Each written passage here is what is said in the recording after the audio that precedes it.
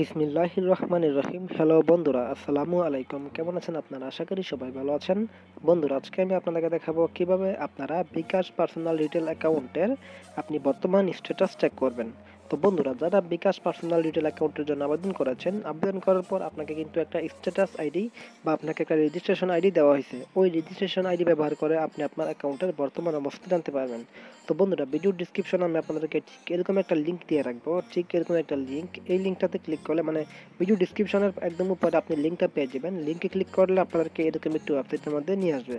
এখানে আপনি আপনার বিকাশ নাম্বারটা দিয়ে দিবেন, মানে আপনি যেই নাম্বারটা দিয়ে বিকাশ পার্সোনাল রিটেল অ্যাকাউন্টের জন্য আবেদন করেছেন ওই নাম্বারটা এখানে লিখে দিবেন। আমি এখানে আমার নাম্বারটা লিখি।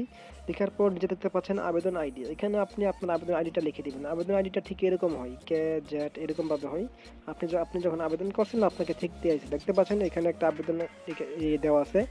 আমি আপনাকে স্ক্রিনে একটা আবেদনের একটা ফর্ম একটা দিয়ে দেবো আর কি, মানে এক্সাম্পল দেখাই দেবো যে আবেদন আইডিটা আসলে কীরকম হয়।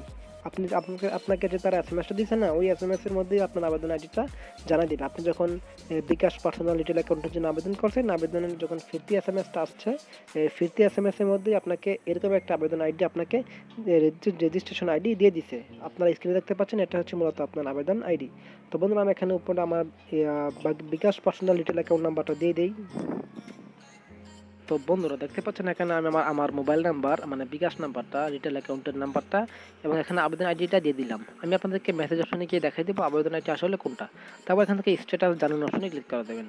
এখানে ক্লিক করার পর তারা আপনাকে বলে দিবে আপনার অ্যাকাউন্টের জন্য কোন কোন ধাপগুলো এখনো আপনার বাকি আছে, কোন কোন ধাপগুলো বাকি নেই। এরকমভাবে আপনাকে জানিয়ে দেবে যে আসলে আপনার অ্যাকাউন্টটা কোন অবস্থায় বর্তমানে আছে। তো বন্ধুরা, দেখতে পাচ্ছেন আমি কিন্তু এখানে সাবমিট করে দিয়েছি। তারপর দেখতে পাচ্ছেন মোবাইল ভেরিফিকেশন সফল হয়েছে, অনলাইন আবেদন এটাও সফল হয়েছে, জাতীয় পরিচয়পত্র ভেরিফিকেশন সফল হয়েছে, বিকাশ ভেরিফিকেশন সফল হয়েছে, রেজিস্ট্রেশন সম্পন্ন হয়েছে, বিকাশ থেকে আমাকে কোড ডেলিভারি করেছে এবং ব্যবসায়িক ঠিকানা ভেরিফিকেশন, মানে আমি আমার ব্যবসায়িক ঠিকানাও ভেরিফাই করে ফেলছি। এই প্রত্যেকটা বিষয় কিভাবে হয়, কিভাবে সম্পন্ন হয়, প্রত্যেকটা জিনিস নিয়ে আমার চ্যানেলে ভিডিও দেওয়া আছে, আপনি দেখে আসতে পারেন। কিভাবে আপনি কোড দিয়ে আপনার ঠিকানাটা ভেরিফাই করবেন, কিভাবে লিমিট বাড়াবেন, একদম বিস্তারিত আমার চ্যানেলে ভিডিও দেওয়া আছে। আপনারা একটু কষ্ট করে আমার চ্যানেলের মধ্যে গিয়ে বিকাশ পার্সোনাল রিটেল অ্যাকাউন্ট নিয়ে যত প্রশ্ন আছে সকল প্রশ্নের উত্তর আপনারা ভিডিও আকারে আমার চ্যানেলের মধ্যে পেয়ে যাবেন। তো বন্ধুরা, যদি আপনাদের কাছে এই ভিডিওটা ভালো লাগে থাকে তাহলে লাইক করবেন, আপনার বন্ধুদের কাছে অবশ্যই ভিডিওটা শেয়ার করবেন এবং বন্ধুরা, এই বিষয়ে কোনো প্রশ্ন থাকলে আপনাদের অবশ্যই আমাকে কমেন্টস করবেন। তো বন্ধুরা, আজকের মতো এখানে বিদায় নিলাম। পরবর্তী ভিডিওতে দেখা হবে। আসসালামু আলাইকুম।